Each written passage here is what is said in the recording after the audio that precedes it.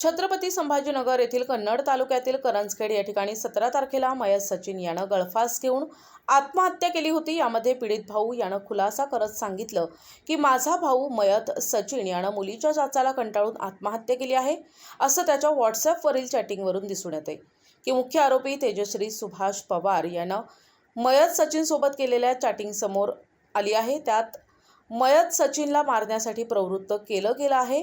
ती व्हॉट्सअपवरील चॅटिंग समोर आली आहे। त्यानंतर 15 तारखेला पिशोर पोलीस स्टेशन येथे माझ्या भावाविरुद्ध खोटा गुन्हा दाखल करण्यात आला। तो का केला, पोलिसांनी शहानिशी केली होती का, हेही प्रश्न अनुत्तरित असे पीडितांचं म्हणणं आहे।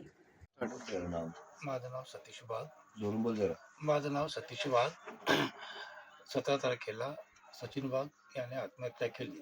या आत्महत्येला तेजश्री पवार आणि तिचा प्रियकर हे मुख्य आरोपी आहे. या मुलीच्या सांगण्यानुसार सुभाष पवारनं तिच्यावर केस केलेली आहे. हा मुलगा खूप हुशार होता. तो माझ्याकडे 3 महिन्यापासून MPSCची तयारी करत होता.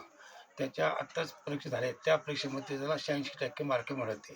त्या शिक्षकाने त्याला सांगितलं होतं की तू MPSCमध्ये पास होऊन तू PSI दरोडा बनणार आहे. तर त्याला प्रमाणपत्र सुद्धा मिळालेले आहे. तरी माझी पोलीस प्रशासनाला एकच विनंती आहे की मेन आरोपी तेजश्री पवार आणि तिचे जो प्रियकर असेल त्यांना तात्काळ अटक करावी, हीच आमची मागणी आहे. ह्या अगोदर तेजश्री पवार आणि तिची एक बहीण या दोघी मुलींना माझा भाऊ भारतगामी शाळेवर सकाळी 4 वाजता ते संध्याकाळी 6च्या नंतर पूर्ण पोलीस भरतीची तयारी करून घेतली. ती 3 महिन्या अगोदर ती नागपूर कारागृहामध्ये सर्व्हिसला लागले. त्याच्यानंतर त्यांच्यामध्ये दोघांमध्ये बोलणं चालत होतं, पण त्यांच्यात काय झालं ते मला काय माहीत नाही बरं का. त्याच्यात तिनं मग असं ठरवलं की सचिन वाघ हा मला फोन करतो. तर तिनं मला एकच विनंती आहे, मला न्याय मिळाला पाहिजे. जे आरोपी तेजश्री पवार, तिचा प्रियकर आणि तिचा बाप, पण मुख्य आरोपी तेजश्री पवार आहे. तिच्या माझ्या भावाच्या मृत्यूची कारणीभूत आहे. तिला अटक करावे. पोलिसाला एकच विनंती आहे की माझ्या भावाला न्याय मिळून द्यावे. कारण आम्ही खूप डिस्टर्ब झाले.